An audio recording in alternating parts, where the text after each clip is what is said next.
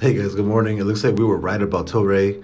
This thing is up bigly on pre-market, man. I jumped from $19 to $20.27. That's a full jump of what? 11, almost 10% now, which is absolutely nuts.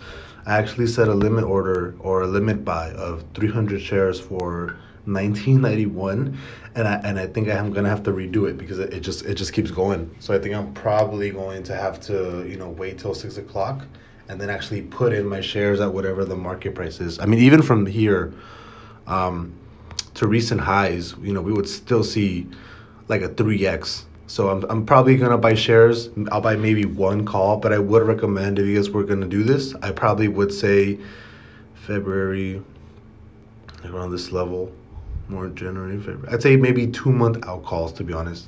You guys would be pretty safe. More time is always better, but yeah, it looks like somebody got to that TLRY a little bit faster than we did. Absolutely insane.